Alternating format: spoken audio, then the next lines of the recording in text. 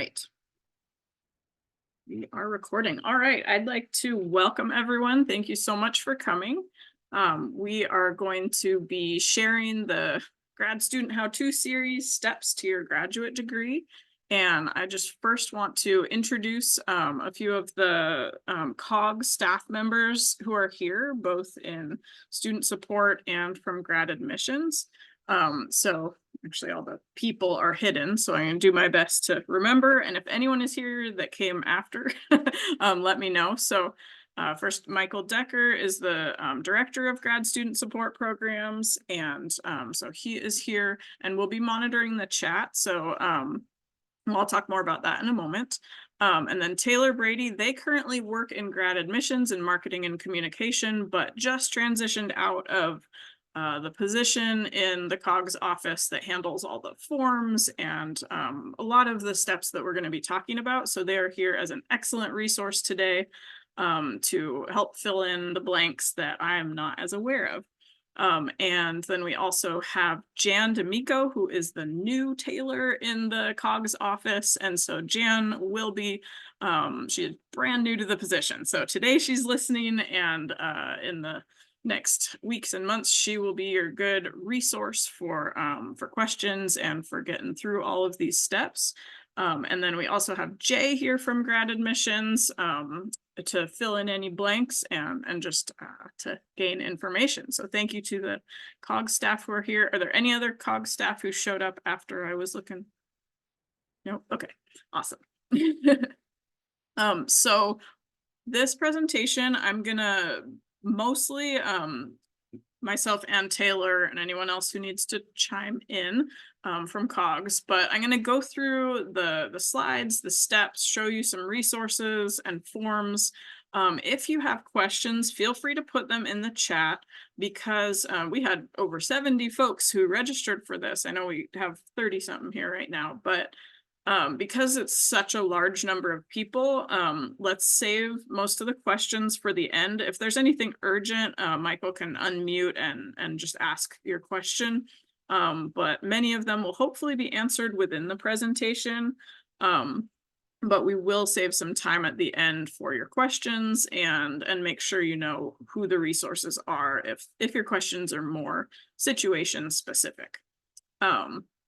So I think that covered all the things. This is our first workshop in the Grad Student How-To series this semester. We also have coming up the next several Mondays. We have, I'm looking over at my little calendar over here.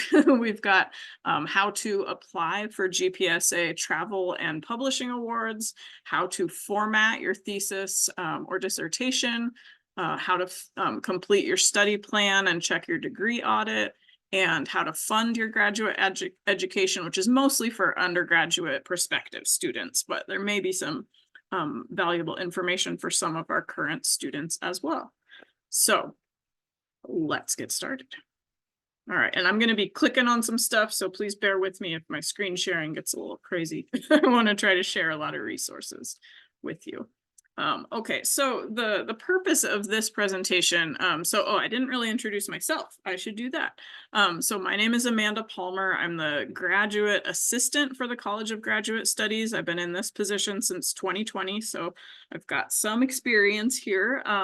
And also I completed my master's in movement sciences or recreation, sport, tourism management, so many words, in 2020 here. And also I'm working on a PhD since 2020 as well, kind of transitioned right in.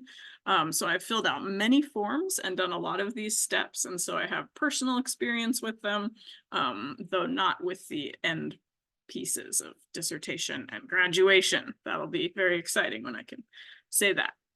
All right, so when I started as a master's student, I had no idea what was going on, to be honest. I didn't know I needed a major professor, no idea about a study plan. So it was just a professor in one of my classes said, do you guys all know that you need to be doing this? And several people like me did not know. And so it was just sort of in a research course. She took us through how to do these things. So when I started in this assistantship, this was one of the workshops that we wanted to create, was the steps to your degree. And so we work to improve a lot of the resources that we have.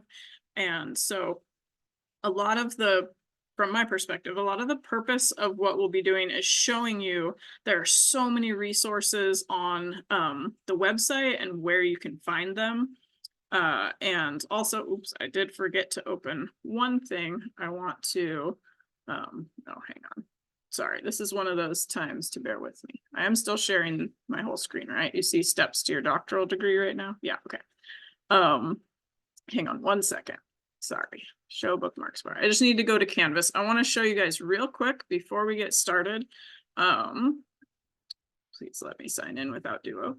I want to show you where all of the workshops are going, sorry, where the slides for this presentation and the recordings are going to be. So each of you, if you are a current grad student or postdoc, you should have received either last semester or this semester an invite to this course, the 2023-2024 COGS support course. This is not a course exactly, but it's a whole bunch of resources.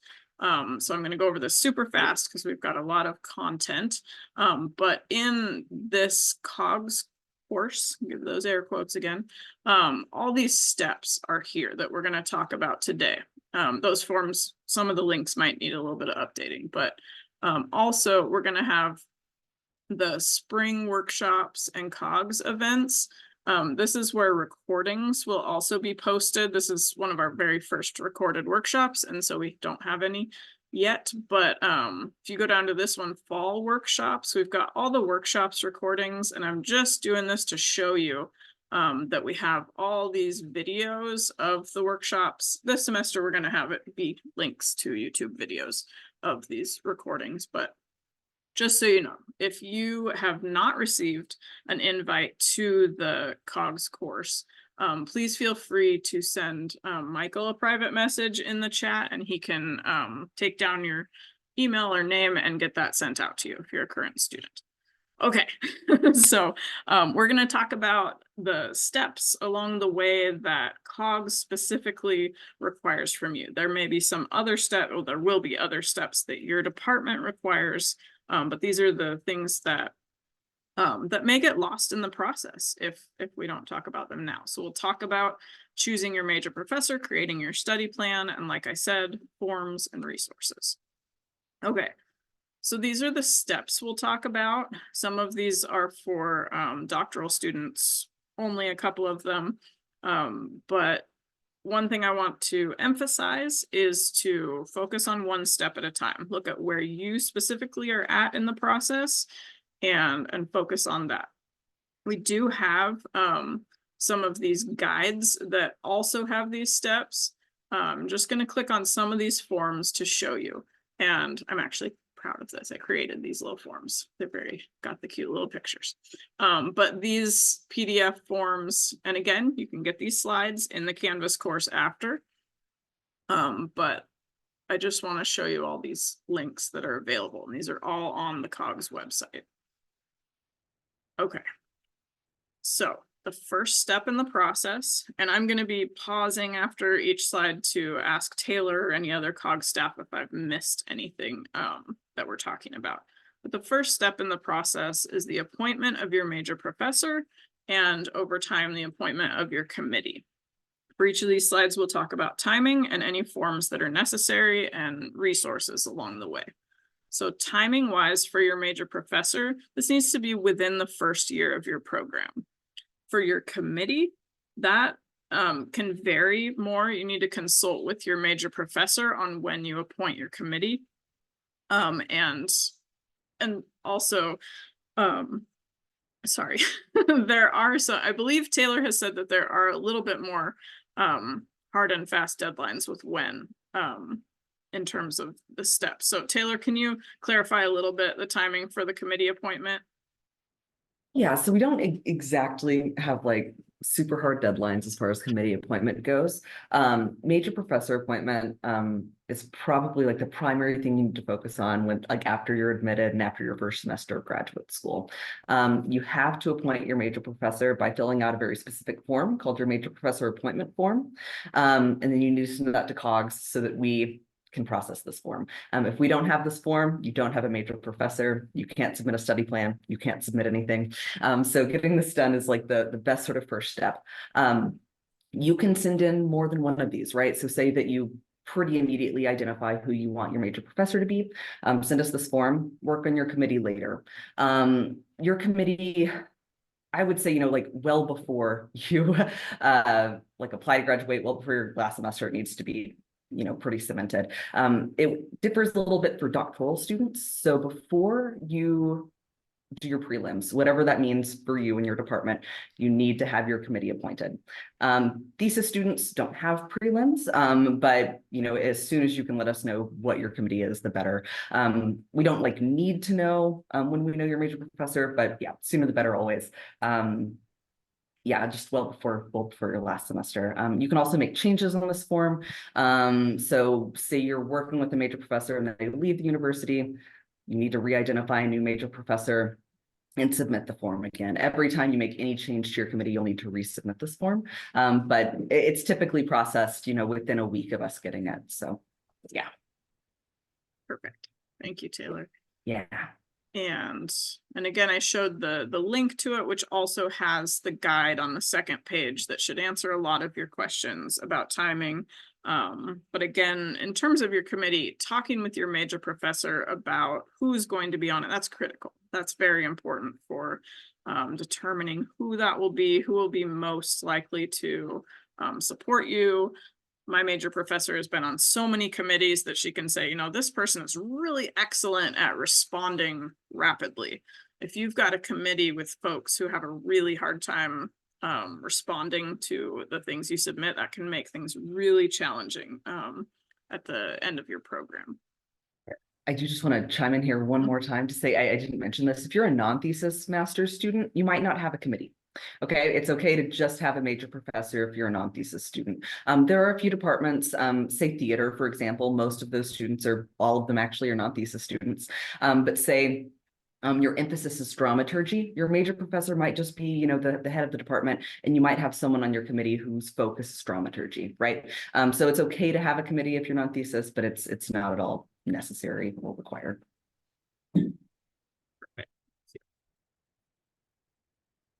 Okay.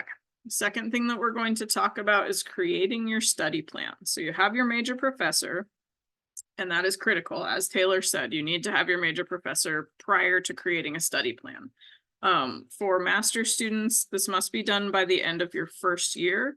For doctoral students, this needs to be done by the end of your third semester. Now, if you're in this presentation and you have gotten pretty far along and maybe you're past those dates and you haven't done it, don't panic, but this is what we really would like from you to do. It absolutely has to be done prior to trying to graduate. So the sooner the better. But in terms of creating your study plan, when you have it approved, it goes through all these stages. It goes to your major professor and then up and up the line till it gets to COGS, and you will see, you'll get an email each time it's passed along the way. So if you haven't gotten an email in a little while, it's really good to let people know, let your major professor know, hey, I submitted this and I haven't heard back. Typically, students should consult with their major professor before they submit it to their major professor. This should be something you're maybe putting in an Excel spreadsheet, sending to your professor and saying, hey, is this what we need to do? So you'll want to check your department's handbook first in terms of all the courses that they say you need to take. That should lay things out pretty well. Make sure you are pretty familiar with that, either the graduate handbook, master's handbook, doctoral handbook. Your department in college does have very specific guidelines. And then there's also guidelines through the College of Graduate Studies that should line up with your college. But you can look at, like I will click on, for example, well, actually these have the requirements and guidelines for a doctoral degree. Okay, so these are some things to keep in mind in addition to the courses, no, not in addition to, but to keep in mind as you are looking at all the courses that you're adding to your study plan. like that you need to have 78 total credits to complete your doctoral degree. These are COGS requirements. 52 credits at the 500 level or above. There's just a lot of specifics in here. We're not going to go into all of those, but know that they are here. And again, these can all be found on the COGS website. You'll have access to the slides after. But there are specific things. They should be in your department's handbooks, but if they, whoops, we went forward. Not quite done. Hang on. Okay, there we go. So to complete your study plan and your degree audit, that is done in VandalWeb in your student profile. And we also have a full other workshop that we have it recorded that Taylor did this past semester, and then we will have it coming up again on February 26th on how to create your study plan, avoiding common issues such as if you need to edit it, which you very likely may need to edit it. If you create it early when you're supposed to, things happen. A course isn't offered when you expect it to be. You may switch something out. You may change your direction a little bit. And when that happens, it's important to resubmit it. You don't need to resubmit it constantly. Talk with your major professor about that, but just in case you switch something out and it's not going to work out, it's not going to count towards your degree. The sooner you are clear on that, the better. So again, we do have another workshop on how to do that, but you do it through VandalWeb. The process has, I think, definitely gotten simpler. Most programs do not have, as far as I'm aware, a template. I know it says like use a template that exists, but don't just ignore that usually. I think I see Taylor nodding, so yeah. And so I kind of like to think of it, someone described it to me as your study plan becomes sort of a contract with the university that you say, you know, I am going to take these courses, and they say, all right, you do that, we will give you a master's degree, or we will give you a doctoral degree. You stick to it and you're good to go. That's important, especially if you change major professors, or your professor dies or goes to a new university or something crazy. These things happen. I've heard it happen to many, many graduate students. Having that study plan on file is so important. It's required to be able to graduate. You have to have that there, that in place. Yes, so there's lots of, again, instructions on how to do it. There's information on degree audit. And again, like I showed you, there's the requirements from COGS. So Taylor, anything to add on that one?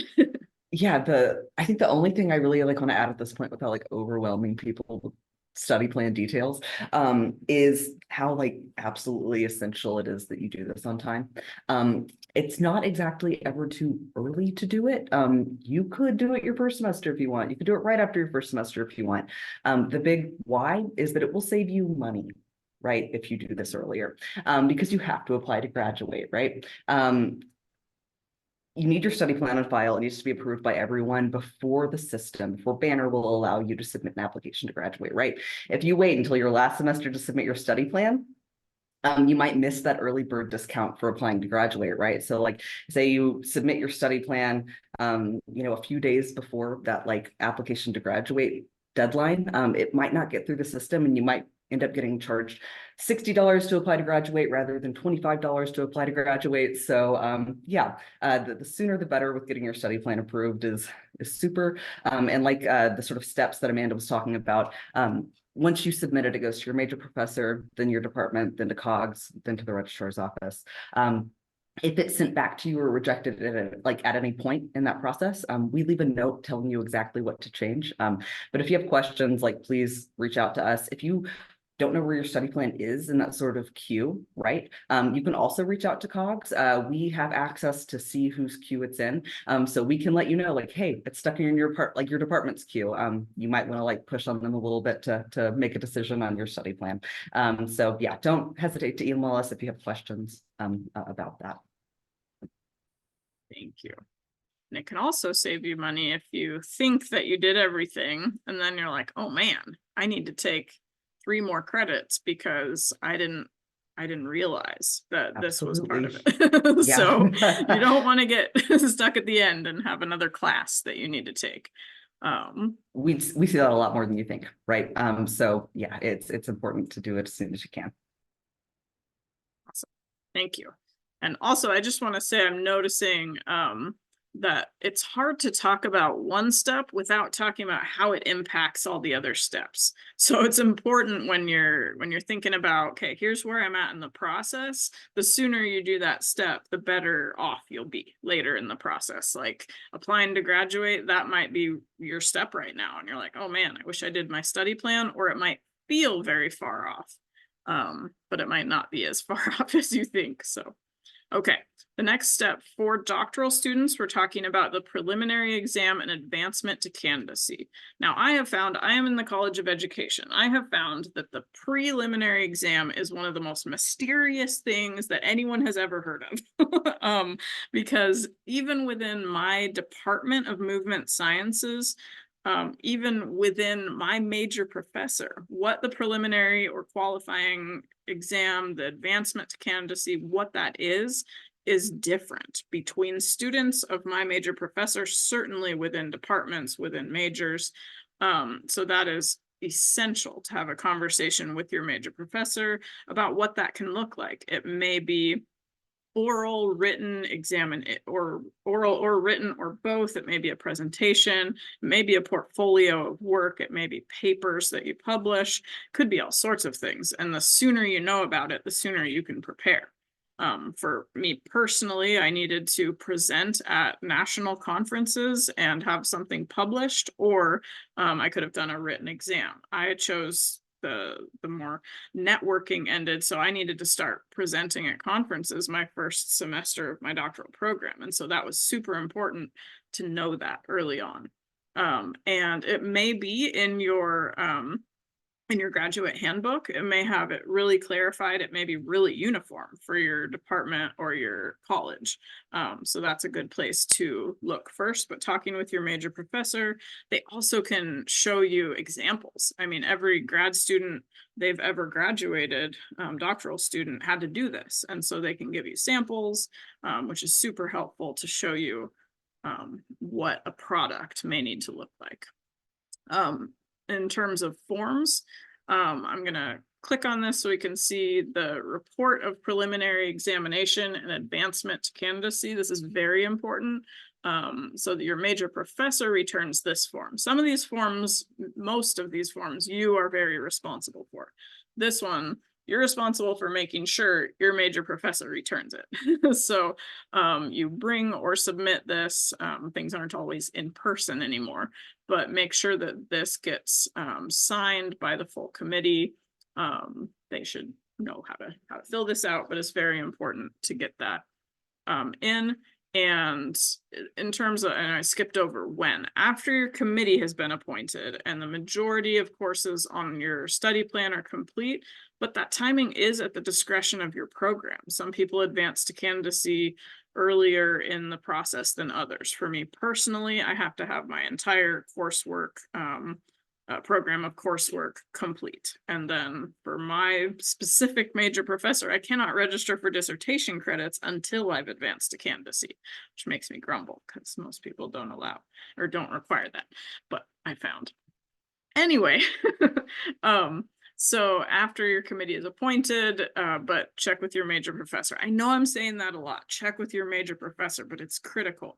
Another thing I want to add in here, there's no real step in the process, but if you need to change major professors, that's that same form of appointment, or changes to your, I'll go back, it's still open. If you're changing your major professor or committee, that's that exact same form. You may use this form several different times. I changed when I went from master's to doctoral, I changed my major professor, and then my doctoral advisor, it wasn't working out. And so I actually switched back. So that was a lot of paperwork, but made it work. And it's not something to feel embarrassed or ashamed about. You just need to find, prior to not working with your major professor anymore, you need to find another major professor who is willing to work with you, which could be a challenge. There also are resources. Your department chair can help you to work out if there's a personality conflict or whatever. But don't be afraid to advocate for yourself if this relationship is really not working, because it's going to have a huge influence on your whole process. All right, Taylor, do you have anything to add for this step?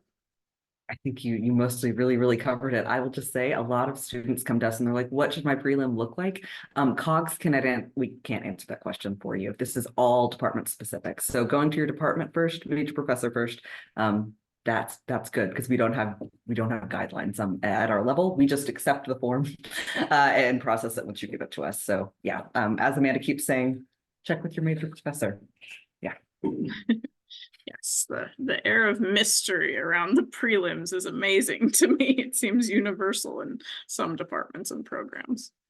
Okay, moving right along. Okay, so we are going to, again, this is going to be a little bit different in some ways for thesis or non-thesis master students compared to doctoral students. There's a few differences, but they're similar enough. We had done this in 2 separate workshops, but we've combined them over the last couple semesters, and hopefully just giving you time at the end for any specific questions will help if any of this gets a little confusing about who it applies to. I'll try to be specific on that. So this stage of the process, again, you may be writing your dissertation or thesis somewhat earlier than other people. There may be different timelines of when that process begins, but we're going to talk about the resources available to you.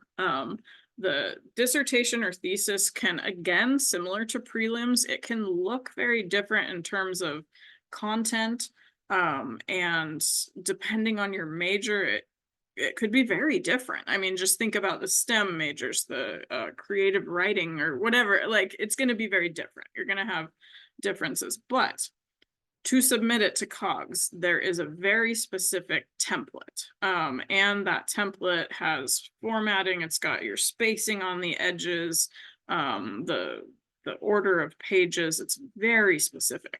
And so to help you not to have so many headaches at the end, I'm definitely going to click on, so this screenshot here on the left, pointed at it. It's always helpful when you're on Zoom. This is from the thesis and dissertation handbook. Looks a little bit messy, or it doesn't look messy, but it's not a beautiful graphic because it is an actual Word document that you can just write over. You change all those highlighted things, you put in your title. If it's not a dissertation, you change it. Your degree is going to be different. Your name rather than Lou P. student. But it's an actual template, which is so helpful. So I'm clicking on that form. So this is on the COGS website, thesis and dissertation resources. I say on this slide to bookmark this link. This is critical. All theses and dissertations are now submitted electronically. If you've been here more than several years, you might remember it wasn't electronic. Now it is electronic, pretty smooth process. And we do have way more details about this on February 12th, another Monday at 10 o'clock, where Molly, who's our electronic thesis and dissertation specialist, she'll walk through some of the common things. But I want to emphasize in the gray box down at the bottom, you've got handbook reference, which is a PDF, and handbook example, which is a Word document that you use as a template. If you want to. If you don't want to, you're just making it a lot more difficult for yourself. But again, I'm not going to get into all the details of how to format that. Mostly the point here is to let you know that there are very specific resources available for you. Now, in terms of timeline, there's also very specific dates. And, okay. Hold on, we'll talk about the dates in a minute. The dates are not on on that page. Oh, sorry. Taylor, do you have anything to add in terms of that? Okay, we will move on there. And okay, so yes, the deadlines that I was referring to are for submission, which is usually one of your very last steps. Application to graduate does happen earlier. And our deadline actually for this semester for the lower price, as Taylor mentioned, has actually already passed, which surprised me a little bit. But your application to graduate needs to be submitted. And again, there's a vast array of individual unique circumstances that happen. Life happens, and we are here to support you as best we can. But the absolute best plan, for sure, you need to submit your application to graduate a semester prior to graduation that doesn't include summer. So that can be a little confusing. That's why I've got a table with the specific dates on the next page. So just bear with me a little bit. But you do need to be registered for a course. In a moment, I'm going to ask Taylor to briefly explain Grad 720 one more time. I still am not great at explaining that succinctly. And the way that you apply to graduate is a link in your student profile on VandalWeb. So you know how to get to VandalWeb already. But we're going to talk about, I'm going to click on this, check the current deadlines here. Actually, I'm not, because that's on the next page. But there's also the guide to graduation, which is again on the COGS website, and it has a lot of specific steps that are really important. So we're talking about applying to graduate, major professor and committee. We talked about that in an earlier step. Degree audit, you need to have everything completed in your study plan. Degree audit. Yeah, so this is just another example of an excellent resource that will answer many of your questions. So let me get into these deadlines, and then we can also, Taylor can, well, actually, yes, Taylor, could you explain Grad 720, and then we'll go. Yeah, I'll explain Grad 720. So Grad 720 is a course, I put that in air quotes, that is offered through the College of Graduate Studies. Students that are eligible to take Grad 720 are students who have committed or completed all coursework, right? So say you're entirely done, your degree audit looks good. The only things you have left to do are either like defend your thesis or dissertation, or submit your thesis or dissertation. And I say or because you're allowed to enroll in Grad 720 twice, right? So say you finished up last fall, right? Like you don't have any more courses you need to take. If you're a PhD student, you've completed 78 credits, everything looks good, you're just defending the semester. You can enroll in Grad 720. You need to email COGS. We have to let you in this course. So it's just something we have to put an override in for.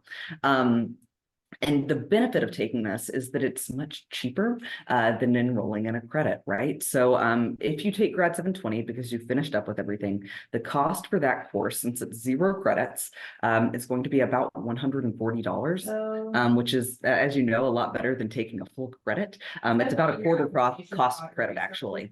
Let's see, I'm seeing a question. If we are non-thesis, do we need Grad 720? That's a good question. No one needs to take it necessarily, right? So I also want to say a lot of people ask, are we required to take Grad 720? No, not at all, right? Like say you're finishing up your thesis credits or dissertation credits this semester, and you like get everything together, you defend, you submit your dissertation or thesis, and you finish up, and you never have to take Grad 720. That's great. I have seen non-thesis students take it. That's typically only if you are finishing your non-thesis requirement.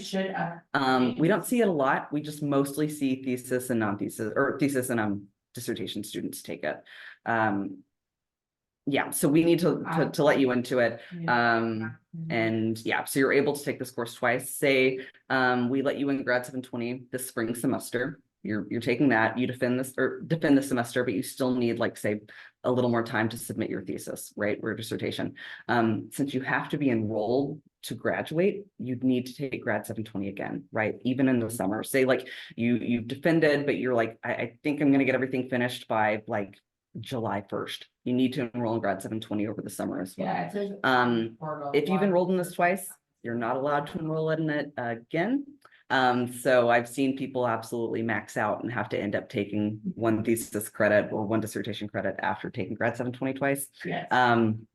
So yeah, just be mindful that we will not let you in a third time. Yeah, and ask us if you have questions about taking Grad 720 or if you qualify for it. But I can say, like, if your degree out looks good, if you've completed all of your credits for your degree, you're probably going to be eligible to take it. Yeah. Thank you, Taylor.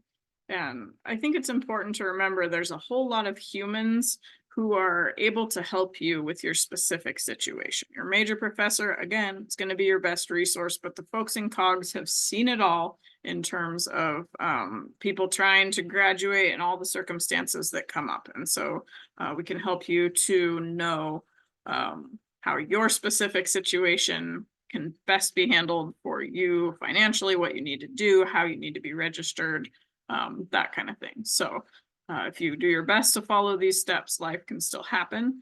So these are always best case scenario. There are many dates that are hard and fast, and that's important. Assume they are. Assume that they are hard and fast. But occasionally, if something happens, you can adjust it a semester, and then you have new dates and deadlines. And that's a main reason that Grad 720 is there, in case you don't get it quite done in that semester.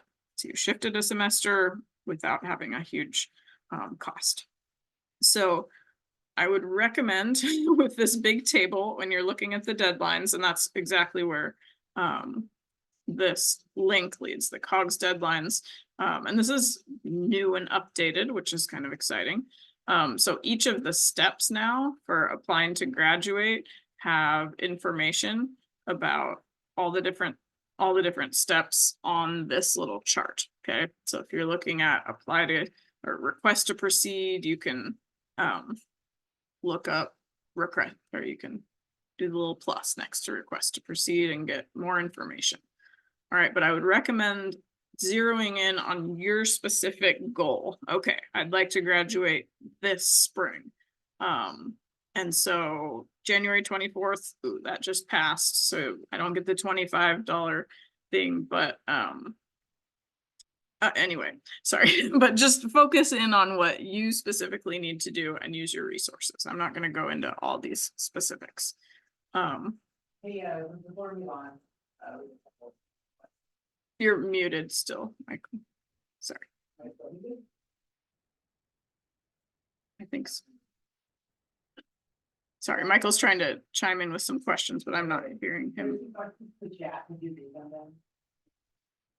Sure, Michael wants to talk about questions in the chat. Let's see. Okay, if we are non-thesis, do we need Grad 720? I think Taylor answered that one. If you apply to graduate with non-thesis, but don't finish when you thought, then we would register for Grad 720. Taylor, can you? Yeah, that's an interesting question. And that, like, Grad 720 is really kind of reserved for people who are just finishing up their thesis or dissertation, which means they're going to be like master's thesis students or PhD, like dissertation students. Yeah, most of the time with non-thesis students, I'm trying to remember the situation in which we let a non-thesis student take 720, because it just, like I said, doesn't happen very often. Since the non-thesis requirement isn't as intensive usually, you know, as a thesis or a dissertation is, students typically finish that up, you know, their last semester. When you're taking Grad 720, it kind of means that you're not working with your faculty members as much. That's why it's so cheap, right? So you wouldn't take 599 or like 599, 500, and 600. That means that you are like using your major professor's time at the university, right? So like if you're still using their time, you should be enrolled in 500, 599, or 600, right? If you're not using their time, I guess like it really depends on what your non-thesis requirement is. Yeah, I think that would be like a talk to have with someone in the COGS office, like maybe later, to kind of like get some specifics about it. I've seen it happen, definitely, but yeah, it might be contingent on more information.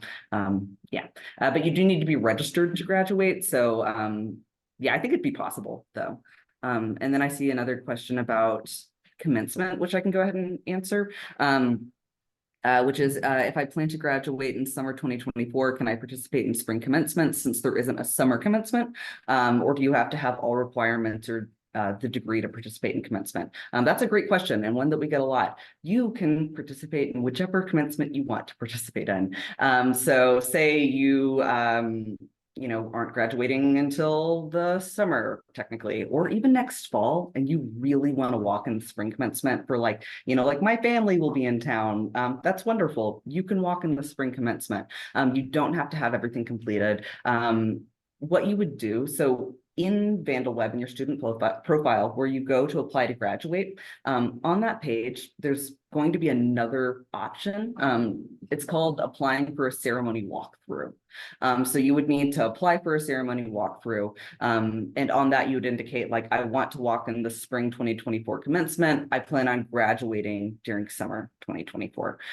So yeah, absolutely an option. And to that end also, you can say you graduate this spring, you've completed everything, you have your diploma, you didn't walk, and you like really want to walk next fall. You could walk next fall if you want to. You can walk after you graduate, you can walk before you graduate. Yeah, just make sure you let us know somehow. Submitting the form, the walkthrough would be the best. Yeah. Thank you. Yeah. I'm reading another question.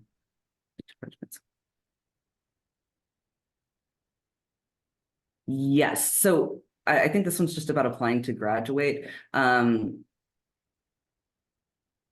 Yeah, so I would say apply to graduate as early as you possibly can, just to like maybe be assessed like an earlier rate. One thing I did want to mention, so with thesis and dissertation students with applying to graduate, I would do it the semester before as early as possible, even if you're not sure that you're actually going to graduate that next semester, because we hold on to your graduation application until we see that you have defended. Okay, so say you apply to graduate, you have already applied to graduate for like the spring 2024 semester, and you haven't defended yet, and you realize that you can't defend, we can just cancel your application and then you don't get charged, right? So if the College of Graduate Studies still has your application and we know you're not going to graduate, we will cancel it and you will not get charged. If you do defend and we approve your application, it gets sent to the registrar's office. If they have to cancel it, you do get charged. So just kind of make sure that you let us know if you've applied to graduate and you are sure that you're absolutely not going to graduate when you thought you were going to, let COGS know so that we can cancel your application so you're not charged. But yeah, applying as soon as possible is the way to go. Thank you. And we will, sorry, it's loud in the background. And we can save Christine's question for the end and see a little bit more about what you mean by that. Let's move on to just the last few steps. Oh, there we go. So we're going to talk about request to proceed with your final defense of your thesis or dissertation or completing your exit requirement. There are specific forms for this that are very important. And so you need to, it is critical that you file these with COGS and with your graduate college at least 2 weeks before your scheduled defense. So the request to proceed form, you need to have this is to proceed with your final defense, and you need to have this submitted to your committee if you have one, but certainly to your major professor if you're no, this is for thesis or dissertation, not for non-thesis requirement. And yes, so whoops, I'm just opening all sorts of things. Okay, and so these resources over here are still the same links that we shared before, but it's very important that you submit this 2 weeks before, partly because it is a requirement by law, actually by the state of Idaho, that all dissertation defenses, all defenses are advertised with enough time that the public can attend them. That is, I believe, our funding is contingent on that from the state of Idaho, and so that's a hard and fast deadline that needs to happen. Anything to add, Taylor? No, just that if you're a thesis or dissertation student, this is a required form. You have to get it to us. There's no not getting it to us, right? So if you're a master's student, we only need the request to proceed a day before. you defend, right? If you are a dissertation student, we need 10 business days to have that form. It needs to be signed by your whole committee. It needs to list exactly where and when you're going to defend. And e-signatures are also fine. So it doesn't need to be like actually signed by committee. Oh, we get that question all the time. But yeah. All right. Few more forms. Your final defense report and repository agreement, or your non-thesis report. So when you have your final defense, you bring the final defense report with you. And if this is on Zoom or whatever, you have the form available to submit to all the committee members. And it needs to be completed and returned within 7 days after the defense. If you're a non-thesis student, your major professor submits the form when your exit activity is complete. And this is, again, something that you should receive notification about. For me, I almost didn't get my diploma for my master's because of somebody having a hard time pushing a button. My wonderful major professor, there was just a mix-up in the system. So there's instructions for your major professor about how to submit the non-thesis report via banner. There's a link here for that. Your repository agreement is very important in terms of the usage of your published work. And your final defense report is sent to you after they receive your request to proceed. So I can't link that form because you only get it if you have submitted your request to proceed, which was critical. And so if you don't have that form to bring to your final defense, that is a problem. So you need to submit it in enough time and they will send that to you and you bring that. Critical forms. Yes, anything to add, Taylor? No? Okay. All right, and then the submission of your thesis or dissertation. Again, I'm going to plug one more time our workshop on February 12th that will have a lot more details about the process of using the electronic system for submitting your thesis or dissertation.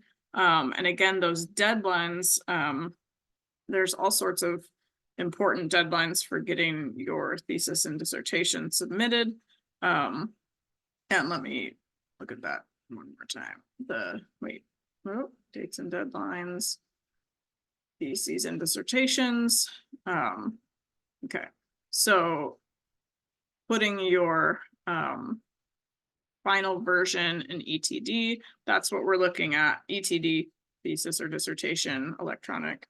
So your final approved version, there's specific dates that these things need to happen to meet the deadlines for graduation during the semester that you'd like to. So those are important deadlines to be keeping in mind to stay on your timeline. So in ETD, there is a form authorization to submit that will need to be approved by everyone, by COGS, by your committee, and that must happen in time, and then that'll be your final submission.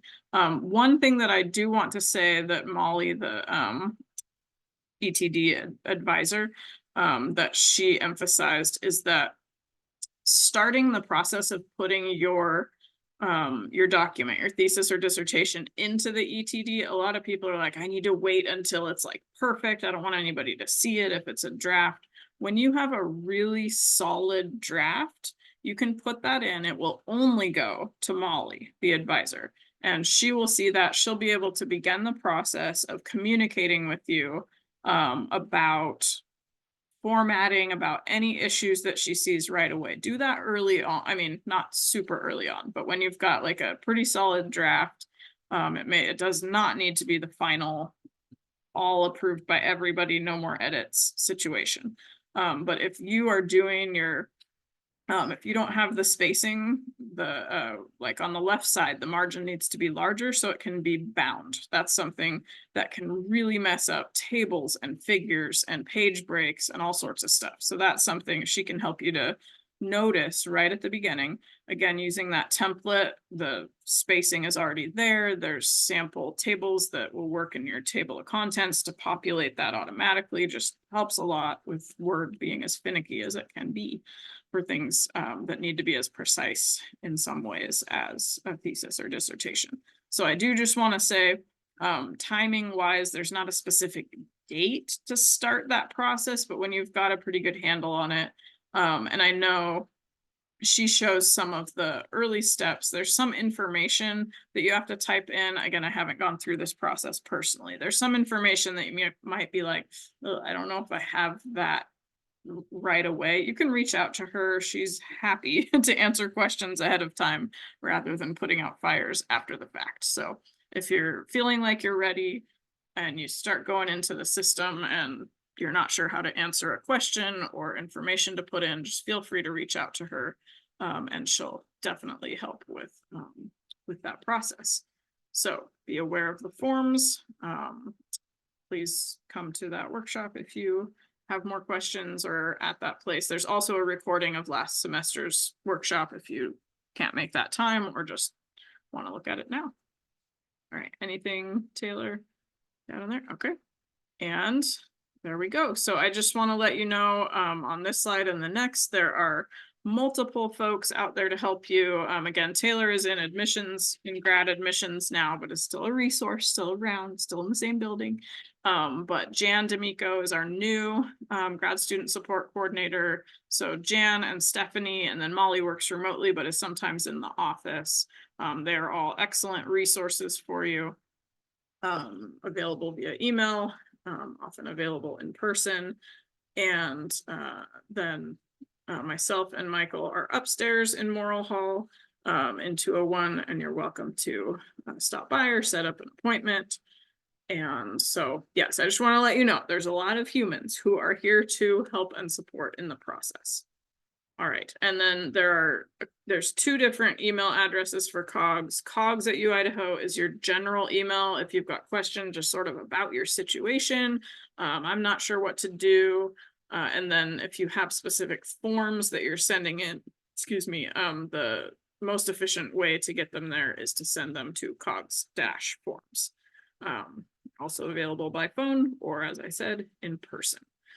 So with all of that overloading waterfall of information, if we have some questions, we are here to answer them. Sorry, there's only a few minutes left, but feel free to ask. I was just gonna say, I see one in the chat. A few people asked the same question, so I'm just gonna like take that one. And it's, is it too late to apply to graduate this semester? No, it is not too late to apply to graduate this semester.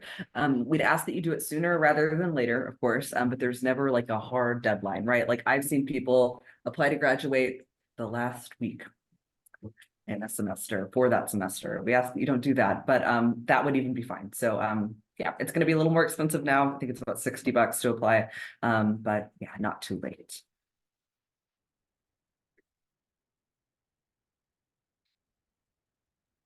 And another one, just to be sure, how many times can a master's student with a thesis take Grad 720? Twice. You can take Grad 720 2 times. Both times we have to let you into it. So say you've taken it once and you want to take it again, just shoot us an email. We'll let you back into it.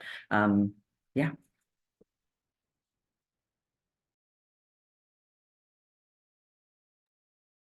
All right, thank you so much, everyone, for coming. If you have other questions, feel free to reach out to us after. And thank you, Taylor, and everyone for contributing. And we're here for you. And it's kind of an overwhelming number of steps, but just take them one at a time. And we hope to see you at some of our other workshops. I'll put in a plug since we have a minute. This Wednesday, we've got our first grad student mental health series workshop, Unleashing Your Potential, Defeating Imposter Syndrome. That's 11 to 12 on Zoom. And then we also have our first research assistant community group meeting. That's on Moscow campus, 1 to 2 in the IRIC atrium, and we'll have coffee and some treats. So yes, and Michael said he'll be sending out info about both of those. So again, thank you for coming, and we're here if you need help.